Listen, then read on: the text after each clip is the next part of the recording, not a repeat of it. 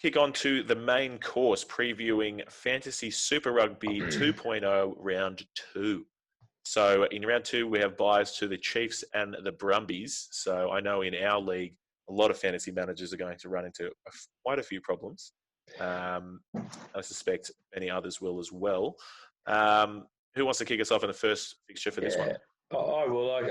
There's going to be hopefully some returning. Anarurangi with his knees in Sarani from his hammy.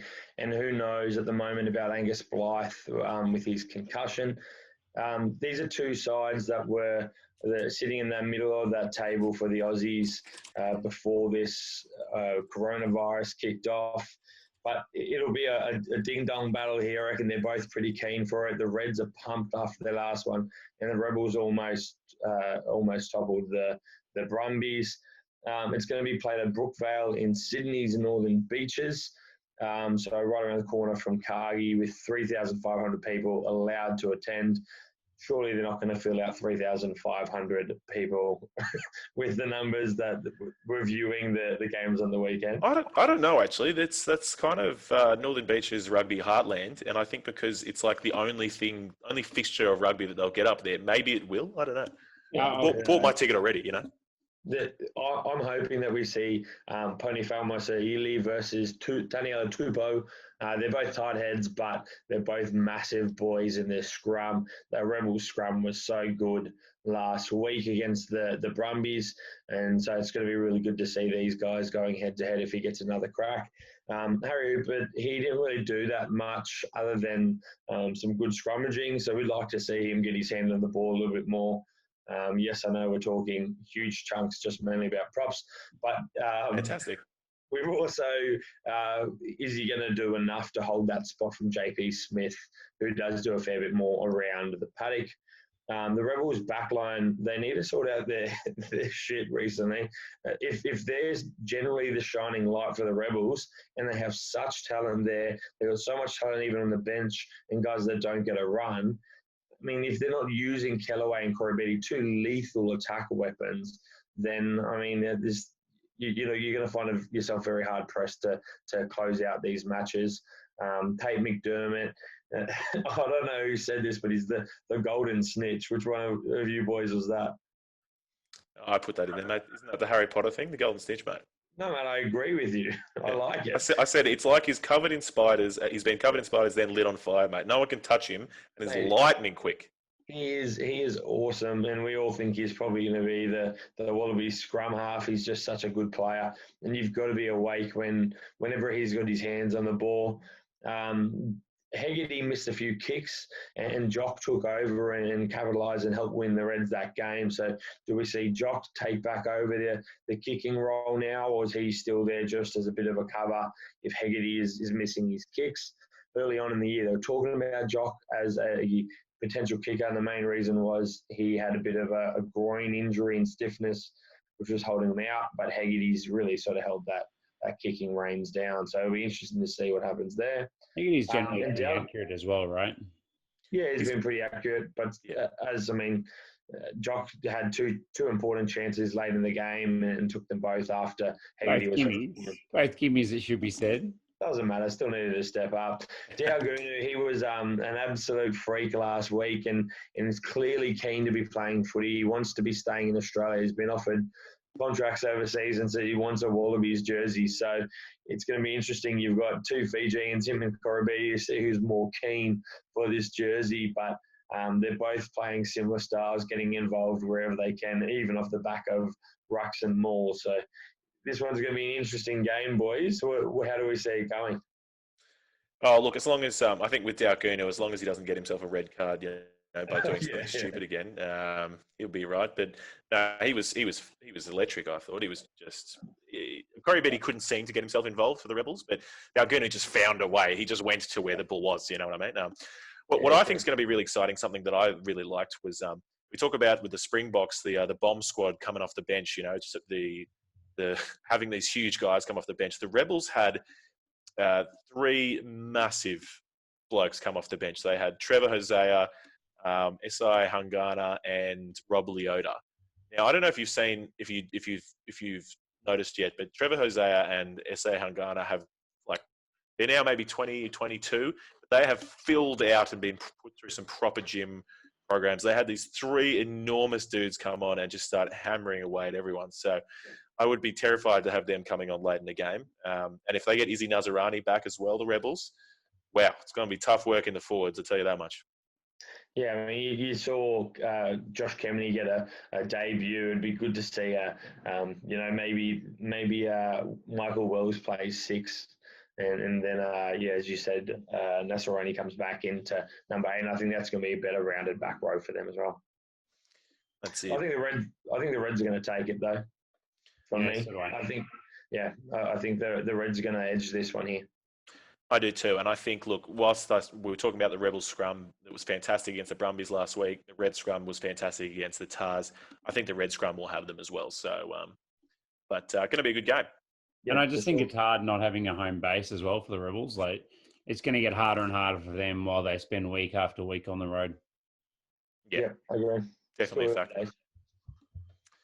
Excellent. All right. Well, the next game after that is going to be an absolute cracker. 2 undefeated Kiwi teams, the Crusaders and the Blues. Harry, do you want to preview this one for us? Absolutely. Of course I do. Obviously, the 2 form teams in Super Rugby Aotearoa. Carl Tuianoquafe is the only potential returning player that we haven't already seen a lot of. From his hamstring injury. I know he played club rugby in round 3 during the Blues bye. Not sure any details about that game in terms of what his performance was like, but expected to actually be running and fit. And then obviously Georgie Bridge, who had a rest last week from the Crusaders backline, very likely to be available for selection again. And I say available for selection because you can't guarantee any of these guys getting a spot because everyone is so good. Surely the only person we can guarantee is Will Jordan. You wish, mate. You wish. Both forward packs have been really quite dominant in the competition, especially through the middle of the park in the ruck and mauls. So that the big question is obviously who's going to come out on top of that. To me, I think the Blues need to be dominant in the forward pack more than the Crusaders do. I think the Blues really need to find a way to slow down the Crusaders' quick ball at the moment because they're getting such quick ball out of Drummond last week and Bryn Hall prior to that, and their backs are just far too electric when they do get that attacking front football. So I think that will be a really big telling factor for them. So speaking of rucks and mauls as well, Blake Gibson, I know he missed a couple of weeks ago, but they've long thought that he was a captain and vice captain of that club as well. What do you boys reckon? Is there any chance that he can come in and break up the form back row for the Blues, which is Ioane, Hoskins, Tutu, and Papali'i? Zero chance. I'm leaning towards no, but I mean, Ioane we haven't seen enough of for a long period of time. If they think Blake Gibson's a leadership role, Papali'i's stuck his hand up for a broader period of time. So I think you could see those 2 linking up with Tutu, mainly just to I talked about it at the start of the season. Blake Gibson was co-captain last year. They dropped him from co-captaincy because they went, hold on, we can't have a co-captain that we're not going to put on the field. You know what I mean? Like Papali'i's here and he's here to stay. He's been incredible, Papali'i. I think Tutu has been so good. It's like overshadowed how good Papali'i has been. But and now Akira Ioane is making his tackles and playing well as well. So and he's fit and he's good form. Absolutely. Yeah. And I think you're bang on. I think apart from the forwards really needing to, show some dominance and slow down that Crusaders ball, I think the telling point for this game is going to be the second half. I mean, the Highlanders, we said, for example, they played fantastic in that first half, but no one seems to be able to stay with the Crusaders to the full 80 minutes. And if anything, one of the biggest problems for the Blues over the last couple of years has been putting out an 80-minute performance. So this is going to be... They're definitely fitter than ever. They've got their fittest player of all time on Bodie Barrett. So definitely going to be fit enough for it, you would think. That's true. In the forward pack as well, the lineouts I thought originally looking at this game was going to be somewhere the Blues could attack, but the Crusaders have actually only lost 2 of 28 lineouts in the last couple of games. So after their first game wobbles, they've really shored that up. So there's really not any opportunity there for them, which is, I guess, a bit of a chink in the armour for the Blues kicking game, because obviously they've benefited a lot from Aotearoa Black's long kicking game and Bowden Barrett's, I guess, short kicking game to an extent as well. And having a strong line, it has been a really key weapon for them. So I think Crusaders attacking line out and defensive line out. And then on the flip side of that, Richie Mo'unga's kicking game as well is going to be a really challenging hurdle for the Blues to get through, that they've actually really enjoyed a big advantage in their games previously this year that they've played against the other New Zealand opposition. We talked about the back line from the Crusaders. What do you do with the embarrassment of riches? My gut feeling is David Havili limped off with that ankle injury. Doesn't matter how minor it is, you just give him the week to get better. And then that allows you to bring George Bridge back into one of the wings, Sever Reece in there, Will Jordan at fullback, and Lester Fangaranuku goes back to the bench. That's my gut feel. Yeah. It sounds tough bringing back the current All Blacks wingers into your starting team. Absolutely. And the last thing for me is I think the Blues defense has been a lot improved, but they did concede 3 tries to both the Highlanders and the Hurricanes, whose attack is definitely not as strong as the Crusaders. So I think that's a little bit of a worry for me in this game. The Crusaders have only scored 13, 20 and 25 points so far. So the Blues are going to have to score, I would say, significantly more points than that, 25 to 30 points, to have a chance to win. And they're going to have to do that on the back of an improved defensive effort as well, and doing it in a way that they haven't won their game so far without that dominant set piece and kicking game. So it's going to be a big challenge for them. Hang on. So who are we calling? Is anyone prepared to say the Blues? I'm going to back the Crusaders to take this one. Nels, so you're going to be the man to say it? Okay, well, he says nothing. I'm going to say straight up Crusaders. Sorry. Look, I want to be the man to say the Blues, and I don't think this is the week. Yeah, I called you because you picked it last time. You were the first one to call it out a week or two ago. But that's correct. I can't do it. Even with 2 Ioanis on the field, I just can't do it against those Crusaders. Neither can I. Fantastic. All right, the third game of the week. Third game or fourth game? I've lost track of where we're up to. Mate. Third game. Very good. The Tars and the Force. That's right, ladies and gentlemen. The Western Force back in Super Rugby. It's going to be a big question of who the hell is in the Force this week. But we'll take our guess at who we think will be the starting 15 in just a second. So returning for the Tars this week, we could have Jake Gordon, Carmichael Hunt, Lalakai Fuketi, and Tom Robertson. Now, are you sure they're all back? Because I know that they missed round 1, but I don't know that they're definitely back. I was just about to say all missed round 1 with small injuries, but we didn't get enough information on the depth of those. So I know for Gordon and Hunt were both hammies. Robertson, I forget what Robertson was actually. He was a back, and Fuketi was a hammy as well. Okay, yeah. So no, I'm not sure at all, but I think I remember the commentators saying Jake Gordon is very likely to be back, but I don't know on the others. I think if Carmichael Hunt is close to being fit, you'd probably play him, and that's not necessarily all his own fault. But Joey Walton in his debut, unfortunately, was a very unlucky us. He did not have a very good game. It just seemed like every ball was just not quite perfectly in front of him. He just put a few balls down. Yeah. Gave away a few penalties. He definitely wasn't helped by passing, but he definitely put a few balls down, as you said. He was a guy that in preseason trials, he showed a lot of promise, a lot of go forward, but just didn't seem to have that ability to impart himself in this one on the weekend. For sure. What I did like, and what I don't think will change, the back three. That young back three, James Ram, Mark Nwinganito-Arce, and Jack Maddox, they were fantastic. Rags, I know he's a winger, but you don't need to call him Nwinganito-Arce, mate. It's in his name, mate. It's in his blood. It's not his name. No, you touched on it in the review. Yeah, that Maddox, he just looks at home in the fullback jersey. that just looks like, and we've always known that's his preferred position and probably where he's best. But Gotti looked good, and his ability to just slot in there at 10, to speed up the attack and just provide another option, he just looked fantastic there. Brilliant. I really like James Ram, and I think one thing we didn't really see much of is he has an absolute weapon of a boot. So he can kick it 60, 65 metres on the fly as well. So he didn't get much of a chance to exhibit that, but that's going to be extremely useful. Some of the Tars I feel have kind of lacked in recent years. There's been a few solid boots out back.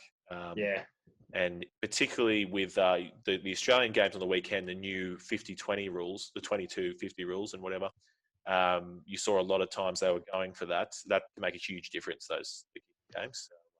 So, very important. All right. Was Will Harris's performance good enough to keep Jack Dempsey off on the bench? What do we think? I liked him. I think I'd like to see more of him. It's probably a week that's a good week to do it against the Force. I agree.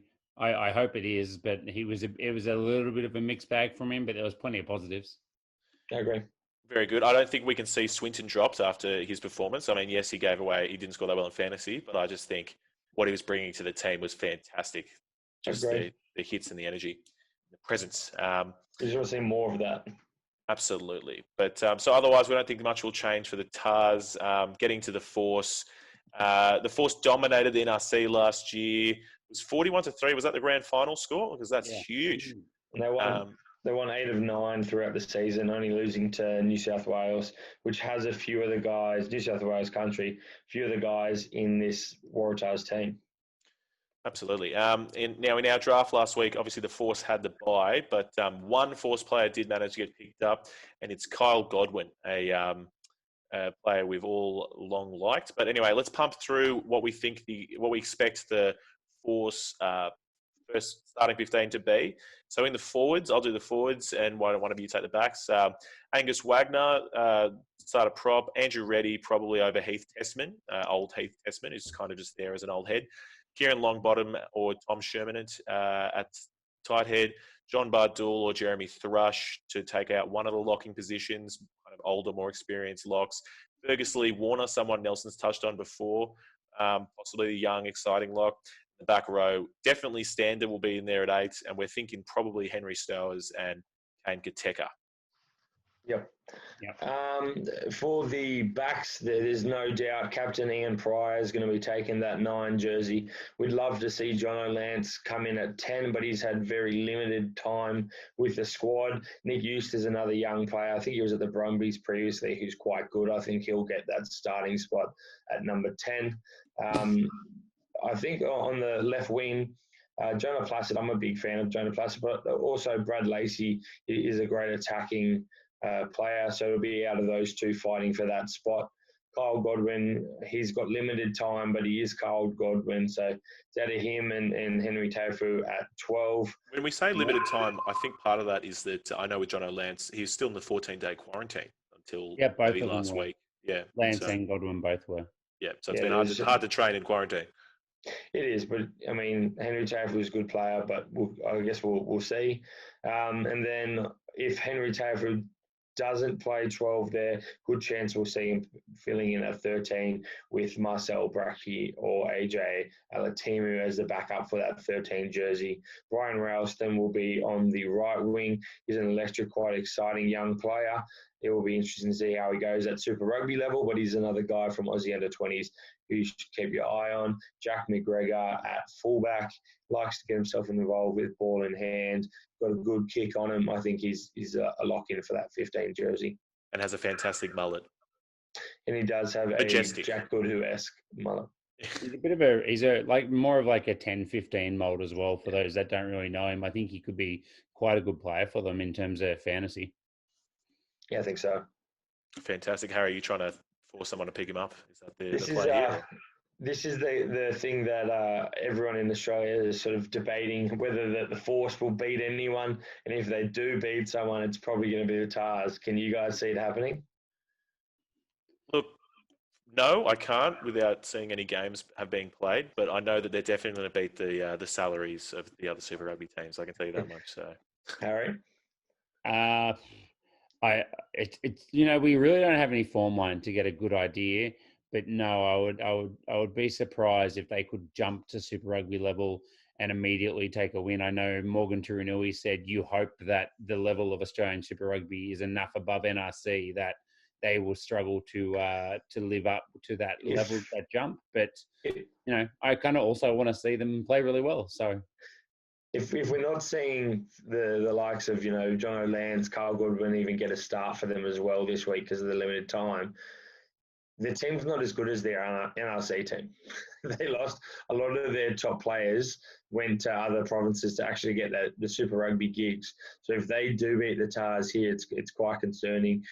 I think we'll see a lot of those young Tars players going again, and they seem really, really hungry. And if they don't come out and sort of get interested for this game again, it'll be pretty disappointing. Yep, fair. All right, well, into the last game previewing for round 2 of Fantasy Super Rugby 2.0, the Hurricanes and the Highlanders. I think this is at home in the Cake Tin in Wellington. Harry, did you want to take this one out, or we're back onto Nelson?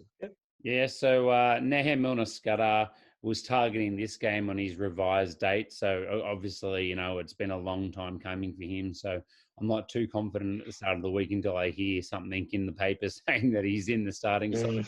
But hopefully we see him, and they do need a right winger with Sam Gilbert out with a confirmed ACL injury now. So he'll be done for the season. And Josh Ioane as well was apparently touch and go leading up to round 4 and then missed out because of his groin injury. So I'm kind of expecting that he goes to 10, pushes Mitch Hunt to 15, and then obviously that will mean that Michael Collins drops back to the bench. Mitch Hunt's slowly growing on me.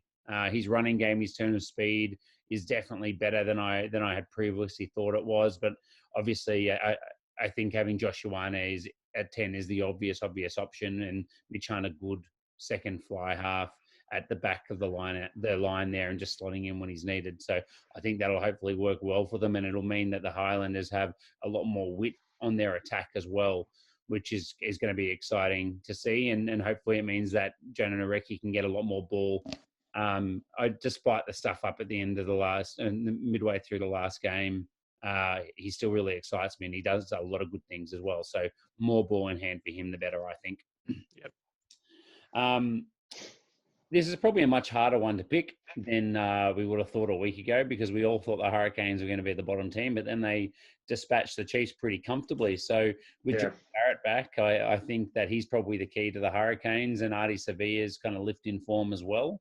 Trying to work out how you break down the Highlanders' defence, which is, in my opinion, really, really good. They scramble well. Their line D is good, as I've said in the past. I feel like the only forward who is an obvious chance to break through that line is Artie if he's in form.